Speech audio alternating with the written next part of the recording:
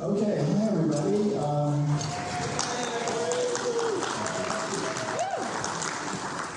rock star. I guess the funds that I distributed this morning worked well. So great to have everybody here.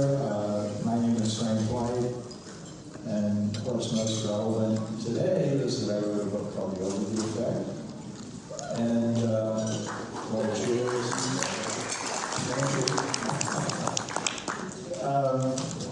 You know, and what's really important about that book, in my mind, is the interviews with astronauts, like Sharon. And the most recent edition has, I think, 41 interviews, and that's going to last a long time, even after my verbiage is irrelevant. So I thought, when John and Allison asked me to do this with Sharon today, I thought, that'll be easy. That's what I do. We'll do a simulation of an astronaut interview. So I wasn't concerned. And last night at the reception, John said to me, this is really important. Everybody's waiting for this. Don't screw it up. So we're a little nervous now. But then before we started, John said, have fun. So we're going to have fun. So let me just tell you, we have a really important guest here, Sharon Hagle. Sharon and her husband, Mark, are the first married couple to fly on a commercial spacecraft. And we're still talking. Well, the flight was only 11 minutes, so after all. 11 minutes can be a long time.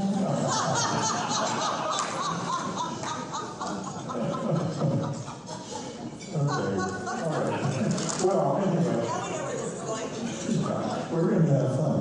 Anyway, there's a rumor, and I think it's a fact, that there were 2 NASA astronauts who flew, who were married, and NASA did not know. So I think that Mark and Sharon are the first married couple to go into space when everybody knew in advance you were married. On a commercial Yes. space vehicle. Yeah. And probably the first legal kiss in space. All right. The first legal kiss in space. There you go. Milestones are important in the space field. Anyway, I just want to say that they flew on an S-20, New Shepard 20, in March of last year. That's a Blue Origin flight. And like a lot of astronauts, when she, actually before you went, I think, but since you've come back, Sharon has created Space Kids Global and another organization called Making Space for Girls. And so like a lot of astronauts, she is bringing her experience back and sharing it for the good of Earth. So that is a very important part of the astronaut experience. So what we're going to do is really talk about what it's like and how Sharon and Mark got there. And Sharon, it's great to have you, first of all. And I always start my interviews with, how did you get interested in, I don't like to say going into space, because as we know, we're already in space. The Earth is in space, but leaving planet Earth and looking back, how did you first get interested in it? Well, Frank, when you first said you wanted to continue the conversation, I thought it would be a little more intimate, not with 300 space experts. Yes. Well, This is a little John and Allison intervened. No, I started first being introduced to space back in 1961 when Alan Shepard was the first American to go to space. I was in the 6th grade listening to a PA system. And you know what an honor it is to be 67 years later and fly commercial space vehicle named after him, the New Shepard. It wasn't until many years later, because I was raised in Charleston, West Virginia, And as you know, it's a long way from West Virginia to Kennedy Space Center. So as a child, I thought, wow, this is so exciting. This has never been done before. But what does it have to do with me? And, you know, after 16 years, dreams do come true. So we signed up. The first example was in 2007 with Virgin Galactic, Richard Branson's program. In fact, we have some other Virgin Galactic future astronauts here today. And then we had an opportunity to fly with Blue. And being on the NS-20, each crew is allowed to name their vehicle. We were the 20th flight, and we were the 20th person, so we came up with our name, and we were in 20s. Great name. And you did a lot, you and Mark did a lot of preparation. I don't know, in a way, I think you were preparing for space, not just Blue Origin. So I know we have a video, maybe you could, is that a video or just a slide? Just a slide. Just a slide. Maybe you could tell us a little bit about what all you did to get ready for space. Well, we were really prepared. Blue Origin has about 4 days of training, and I like to tell the kids, by the way, my audience is 5 to 12 year olds. What we try to do with Space is Global is get kids excited about their futures in space by making learning fun again, and that's by bringing hands-on projects to them, like sending space science projects to the ISS, our partnership with Zero G, where we had a national competition on why I want to go to space, and we have 2 winners, both one on the East Coast and the West Coast, that got to do the flag. So the first photo is when we were in Russia. We actually have done Zero G several times. We've trained in, at NASCAR in Philadelphia, the NASA astronauts trained. And then we've gone to Star City, Russia, and we trained with the Russian cosmonauts. So the first one is the M-29s, the Russian planes. We reached about 63,000 feet. You can see the curvature of the Earth. Every crew on Blue Origin has an official crew shot. Lots of the crews prior to us were always looking like they were standing around. I think even Jeff Bezos was just standing around by the engine. We wanted everybody to know that we were definitely in space and we were having fun. The other photo is in Russia, Star City, the IBAs. In the lower corner was NASCAR, the centrifuge. We had a lot of training at Blue. We sat around and told the kids to study, study, study. If you don't like to study, you're not going to be able to go to space. And then we were in and out of the capsule during training. I tell the kids that we had to train so many days that it took us 3.5 days to learn how to buckle a seatbelt. And they think that's really weird, that must be dumb. But it's not so much that, but it's a 5-point harness. And the real training is to how to get into the seat. Because you can't sit in a seat like you do on Earth, because you'll bounce out and be on the other side of the capsule. Yeah, I actually had a chance to get into that capsule, and it's not that easy, so I can see why it took a while to get into it. So, well, let's move to the heart of the conversation, which is the experience itself. And one thing I've noticed in talking to astronauts, that moment of weightlessness, that moment of looking at the Earth, yes, it's the peak, but it really starts way before that, and it keeps going.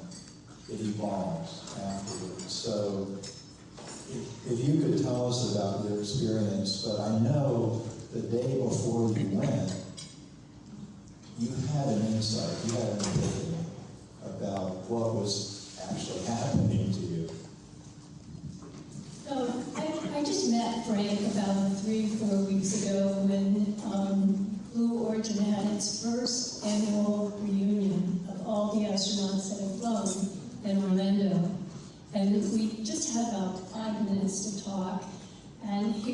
explaining the overview effect, and I was just astounded at the fact that he knew exactly what I was feeling. So I said to him, "When did you fly?" And he says, "No, I just have all this information." So yes, right before I left the day before, I was, you have to prepare yourself, not only physically, but mentally. And Virgin Galactic and Blue, they'll watch you, not only to see how your behavior is, as somebody mentioned earlier, but also psychologically, because you don't want to be up there and somebody freak out.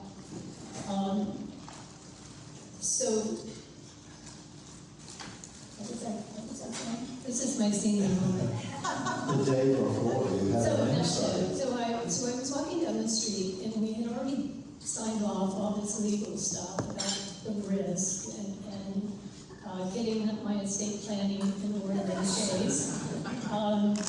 And all of a sudden, the air smelled fresher. The birds were louder. The traffic was comforting. And you think to yourself, oh my God, I might not come back. This is just too intense. So then once we were in the capsule, that's a whole different story. It is the most emotional and spiritual journey I've ever taken. I would love to talk to Larry and see what his thoughts were, because this is something, to have the opportunity to be a part of space exploration at such an early stage, it's a responsibility. Once you get up there and you look back at the Earth and you see how fragile it is, how thin that atmosphere is, it's mind-boggling. It's very, very emotional. And you have a responsibility to come back and make it better.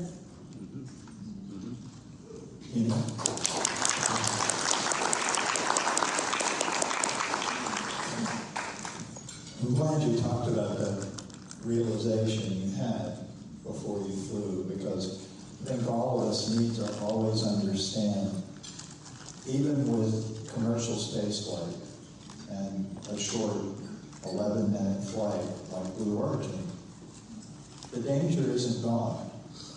It's still there. And anyone, including Sharon, who's willing to do it is a hero in my mind. Because they're going and they're essentially getting this sacred knowledge and bringing it back to us. That's what the overview effect is. It's the knowledge of who we are and where we are in this infinite universe that we're in. And I'd like to probe a little bit more into the experience. I was told by people before Blue Origin flew, well, Frank, you can't experience the overview effect on a Blue Origin flight. It's too short. They don't go far enough. And I just said, we don't have a lot of experience with suborbital flights. Let's just see. I've now interviewed 7 Blue Origin astronauts, and I've talked at length with you, Sharon. Did you experience the overview effect? Absolutely. Yeah. And it's breathtaking. It really chokes you up. Even today, there's triggers. I go to watch a launch, I think, once we got back to Earth. I love saying that. 3 days later, we were over at Kennedy Space Center for the Axiom 1 launch. My husband and I walked in, we saw the counter. You're so used to being inside the capsule, looking at your monitor for the countdown. By the time we got out to the balcony, and they were counting 3, 2, 1, and you feel those engines ignite, we just burst into tears.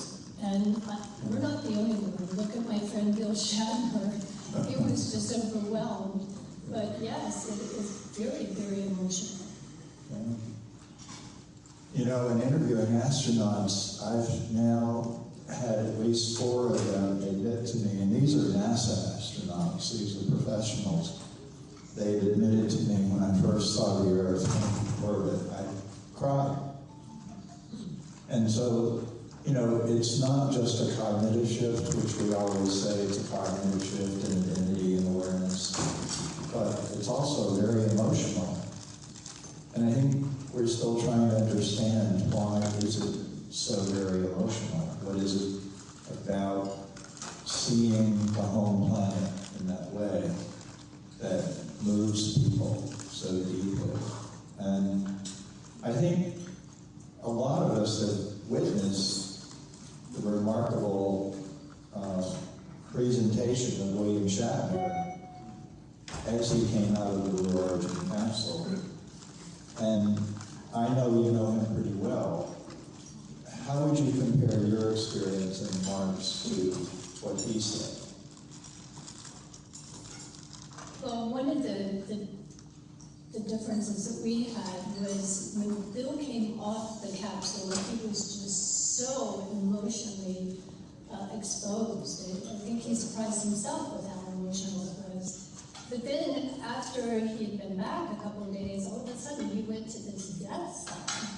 And I was really surprised because that wasn't what we had talked about. So I think you have to be careful with the media because they can spin things. In my opinion, the worst thing about and scariest thing about going to space is we had to be weighed in every week. That's not fun. All of you who want to go on Blue Origin, listen to this. I didn't know about that. I stored that away for future reference. When I was at that reception, you know, everybody was trying to find out, who are you? You know, are you a flown astronaut or are you a future astronaut? People had asked me, and I said I'm an NYAA. Anybody know what that is? Not yet an astronaut. I had to make up some kind of title. So, yeah, it's an experience that starts before, and then it peaks, and then it continues.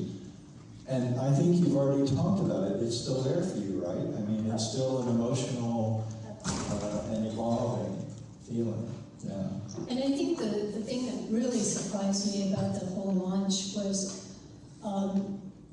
just the experience that once you get out there, it's pitch black.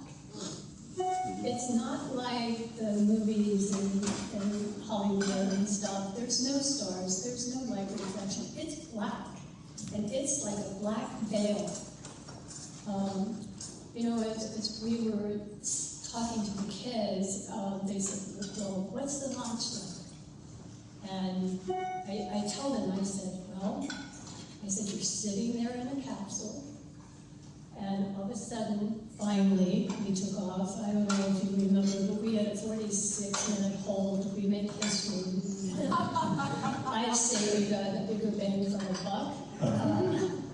But there's so many factors that come in, like when you're going up the tower, the helicopters and the drones, and then Felix, the cameraman, has a camera right in front of me as I'm trying to walk up. And I'm from Florida, so I'm already at a disadvantage because I'm huffing and puffing because they're at an altitude already. And then once we get into the capsule and the engines ignite, the first thing is deafening roar of the engines. And then your seat starts to rumble. And you know how you watch the launches and there's about 2 or 3 seconds where it doesn't look like it's getting off? Yeah. And I went, shoot, I'm getting off. But just about 2 seconds later, you start feeling the G-forces. And you look out the window, and the ground starts to fall away very quickly, and the sky goes from a deep blue to a light blue to a white to dark. And right before you get to the darkness, you have this blinding sunlight that some of the astronauts were actually taking sunglasses. But then, and then right as you take off, the whole ceiling in the capsule turns red. And that's a reflection from the engines, and they tell you not to freak out about that. That's good. It was just an amazing journey, and I'm so thankful and so excited to be able to come back to Earth and share it with kids and get them excited about their futures and start letting them talk about what it's going to be like to live on the planet and help that the 3.5 million vacancies in the STEAM field predicted by 2025, we've got to get these kids engaged. I think that's something we should talk about. Tell us about your work with young people, with the two organizations you founded or co-founded. And what are they most interested in? What inspires them? Well, I think we've heard a little bit about it this morning. We're a nonprofit organization in Orlando. We inspire elementary school kids in STEAM education with ensuring that girls are equally represented. We have started this for two reasons. I was reading the International Educational Forum, and the U.S., that used to be in the top 5 in math and science, is now 38th in math and 41 in science. I think something has to be done, and done quickly for this next generation. And is there anything that you can put your finger on that is critical to getting young people excited about this? Is it hearing about a launch, or thinking of themselves as an astronaut? Or I know you've tried to point out to them there's more to it than being an astronaut. I think that's critical. That's the number one thing that we've learned over the years, the 8 years that we've been in operation, is kids think the only job in the space industry is an astronaut. And what we need to get the message out is that we're going to need everyone. Everything we have here on Earth, we're going to need in the future on other planets. Teachers, farmers, electricians. Yes, we're going to need the engineers and the space attorneys. Lawyers. But our theory is space is for everyone. There's a place for you. We just need to figure out what that is. I think that's really important. And what about making space for girls? That seems a little bit of a different emphasis. Yes, Space Kids Global partnered with Girl Scouts, and we formed this organization about 2 years ago. We've had national competitions. We sent 21 science projects to the ISS. The girls, I forget who was talking this morning about ants, but we actually did send ants to the ISS. We call them astronauts. Astronauts, okay. That's wonderful.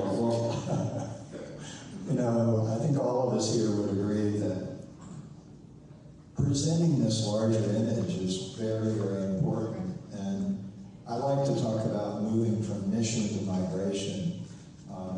It was discussed earlier in the panel that if reasonably large numbers of human beings could live comfortably and survive out in the solar ecosystem, it could be great for the Earth to reduce some of the pressure that we humans are putting on the planet.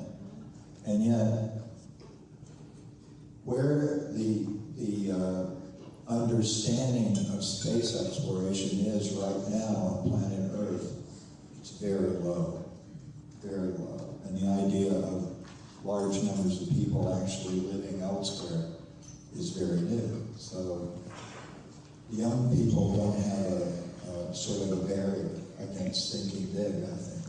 So it's very important to get to that. I had the opportunity to listen to Dr. Michio Kaku.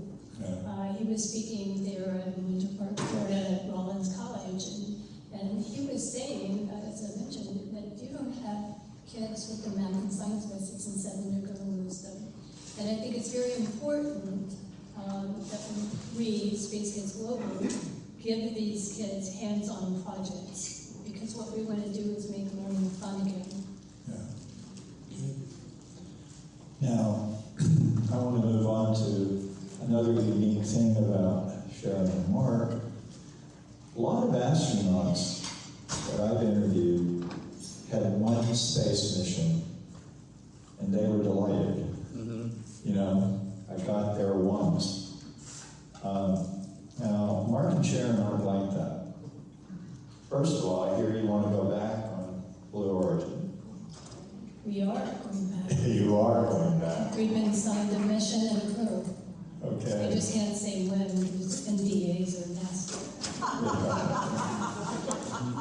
So they are going back. They'll be the first married couple to fly twice into outer space. So that's not the end of it, though. You want to do more than that. This suborbital stuff's not enough, right? What else? What else are you two going to do? Well, I always say it really is a Santa. We want to fly all 3 private companies. We want to do a 5-day orbit around the planet. And then, of course, with Blue and New Glenn and the orbital reef, wouldn't that be kind of cool to launch up there, stay on the orbital reef overnight with Hilton, go around the moon and come back? Now that's a bucket list. That's a bucket list. How about a lunar flyby? Did we say that? Did we put that in there? We are doing space perspective too. Yeah. Jane and Tabor were on crew 4. 4 seems to be the lucky number. Wow. So, you know, what can I say? If your goals in life are not broad and ambitious, I think you should listen to Sharon and think about what she and Mark are doing. You know, they could rest on their laurels and be happily retired in Florida, but no, they're going again and again and try to experience everything that this new era offers. Well, and just to add, with our new mission with Blue, Blue allows an astronaut to have 8 guests per astronaut.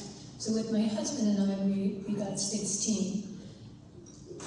On our first launch, we took family and friends. This time, we're opening up to kids in North America. We will be doing a drawing. We'll take 8 kids plus a parent.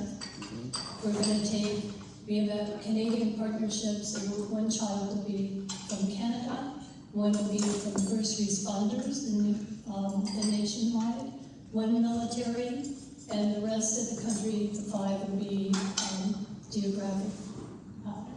So they'll be able to come to Astronaut Village, see the launch up close and personal, and feel those rockets when they take off.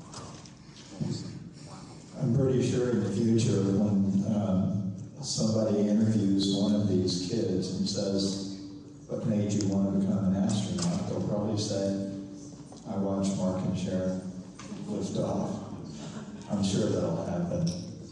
Yeah, so the way I close all my interviews with astronauts is I say, was there a question I should have asked that you'd like to answer? I think you covered it, right? Okay, that's what they all say. They all say, no, you did a great job. Okay, so it is time for Q&A. Hands are up. Let's find out what people want to know. Somebody with a mic. I think that's Mr. Santa. Hello, you're closer. Thank you. Thank you so much. That was wonderful, and it was awesome to hear your vision for the future. This question might evoke some mixed feelings from the both of you, because part of the vision is to democratize access for those who traditionally didn't have access, the athletes, the entrepreneurs, the musicians. Do we ever see a future where space travel, point-to-point orbital becomes so routine, so mundane that we do what we do on airplanes, that we're sitting by the window and we're on our phones instead? And if so, what are your feelings about that? Is that good? Is that, oh no, we're taking this for granted? That's a great question. I'd like to say just briefly, when I first had the insight that led to the idea of the overview effect, it had nothing to do with astronauts at all. And I was on an airplane. And I was looking down, and I realized whoever lived in outer space permanently would have an overview of the Earth. They'd see it as a whole system. And I didn't think it would be extraordinary. Oh, there's the Earth. I thought it would be a higher level of understanding, but not mind-blowing. I started interviewing astronauts because there were no people living permanently in, say, an O'Neill community. And I found out, wait a minute, this is not exactly what I was talking about. For people who are born here and live on the surface, it's extraordinary. So, it's a long way of saying, I believe as we move outward from mission to migration, it will become ordinary. But space exploration is all about changing consciousness. There's always going to be another step. So there will be a step further out, seeing the Earth differently, seeing the other planets differently. And so I do think the overview effect may become somewhat ordinary, but it doesn't worry me. And even astronauts I've talked to who stay on the ISS a long time say it takes a lot longer than that for it to become routine. I would say that's a good thing, because that means that there's more people going, it's becoming normal. I know when we got back to Earth, we had a debriefing that took place for about an hour or two, and they wanted to know everything. We were gathering all the information from our suits, how did that work, to how the capsule worked, was it something that they needed to address, something that they missed, what was good, what was bad. You know, it was taking all that data and recording it so that we could get more people out there. This is the suit. Yes, and it's fire resistant and hot. I don't mean hot and sexy. The worst thing about the flight is wearing the suit today in a hot room. Okay, more questions. We've got time. Can you everybody hear me? Yeah. First, I just want to say, Frank, thank you for the work you did to write the book and to spread the word. Reading the overview effect, if you haven't read it, it's probably not as life-changing as having an experience, but for me, it really crystallized the reason we're doing this. So thank you to Frank.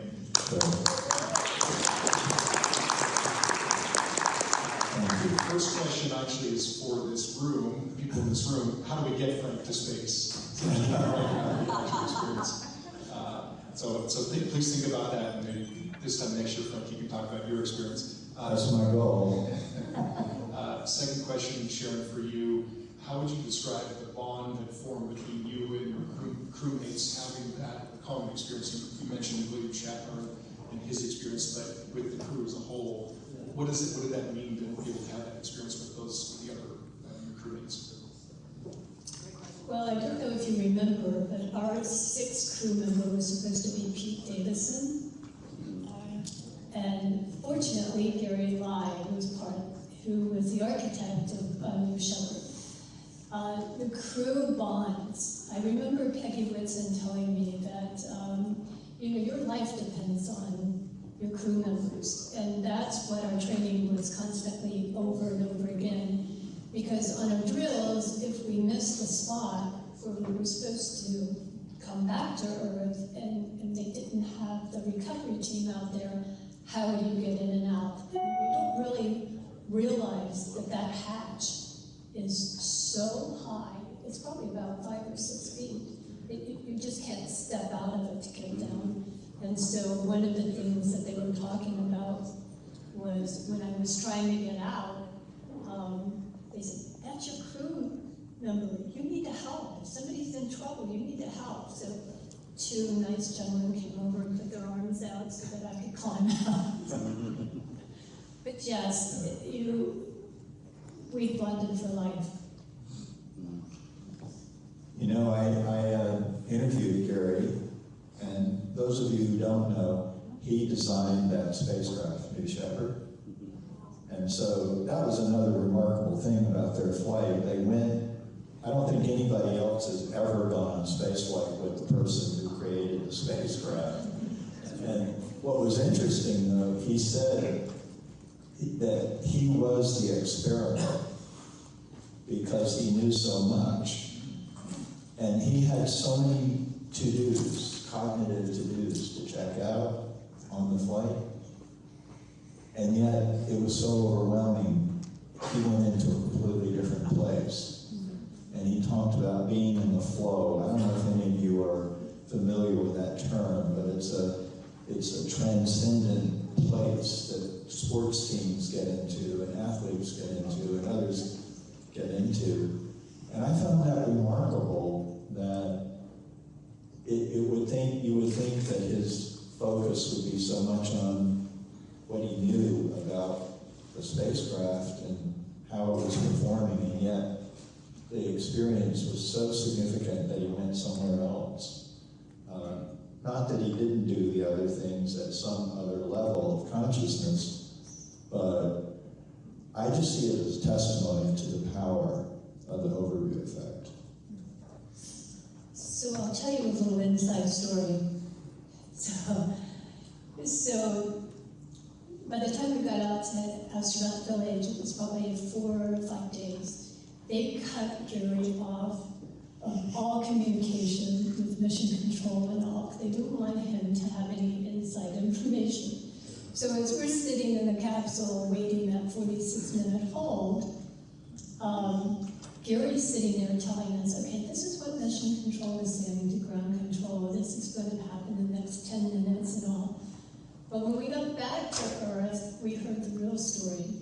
So they put us on the hold. The engineers are going through the books, trying to figure out, and it was a communication problem from the capsule to the ground. And so they're trying to figure out the solution. And somebody says, just call Gary. Gary's on the flight. Then they couldn't get any answer from the FAA. And Dr. George Neal was on our flight too. He was the past administrator of the FAA. And they, well, just call George. No, George is on the flight. We had a great group. Go ahead. So, Sharon, I have a question for you. What actually did you and the kids coordinate with the astronauts, and what were the other kinds of research projects that you had the kids go up with? And we just were at the Next Generation Space Research Conference, and so many of these different rockets are asking for researchers, and everywhere from your kids on up. And so I'm just wondering what you guys did and what did the astronauts do up there? Well, we were fortunate because some of the science projects in the Faraday box, they had a problem with communication. And so not only did the girls get to launch once, but they got to send their projects back up twice. So that was kind of cool. And NASA actually accepts them as scientists. And here these kids are 10 and 11 years old and can now say they worked with NASA. With our essay competition with partnership with Zero G, we had one gentleman, Brian, who lived in New Jersey. He was 11 years old, and we had the who's who in the judges. We had NASA, we had the ISS. I was very excited to be able to bring Blue Origin, Virgin, and SpaceX all together for the benefit of educating kids. So Brian had this essay that none of us thought that he really wrote, because he would go in comparison and talk like this 35-year-old. And so we decided to give him a chance, and we had a Zoom call with him. He shows up in his father's study with a tie on, and he speaks exactly like that. And he was so excited. And he's taking college courses, he's homeschooled, and he teaches English. to kids and adults in his spare time. Amazing. Amazing. Young people can do a lot when we let them do it, can't they? One more question? What happened with the ants? The ants survived. They came back out. Wow. So, are you going to? But your students can present at the ISS R&D conference, right? Are they going to be doing that? I don't know that. Oh, wow. Okay. I'll chat to you later. Okay. Yeah. One more. I'm also from Chicago. This question is for you, Sharon. Out of all your preparation and now that you've completed the flight, you're scheduled to go on the second one, is there anything that you wish you would have done differently now that you have experienced this awesome experience? I don't think it's anything I would have done differently. I think the second glance gives me an opportunity to stay in the moment. There is so much going on that first time, and you're trying to remember, you're drilled over and over for cellular memory so you don't have to think about it. That it was more of being aware of, okay, at this particular time on the clock, I needed to be here, I needed to be back in my seat, and I think this time I'll be more relaxed and I'll be able to take in more. I'm sorry, I think it's Loretta, right? Yes. I said Roberta, I'm sorry.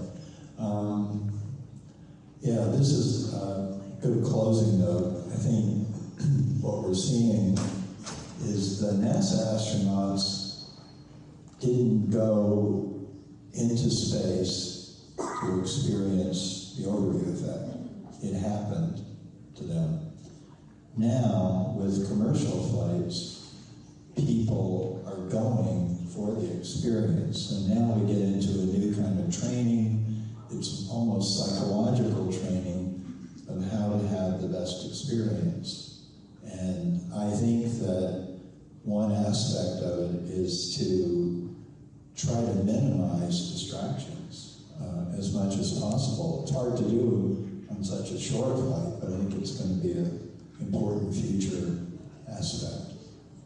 I think George Neal said it best, it's not a career job anymore. I'm your next door neighbor. I think on that note, it's a good time to end. Thank you, everybody. Thank you so much.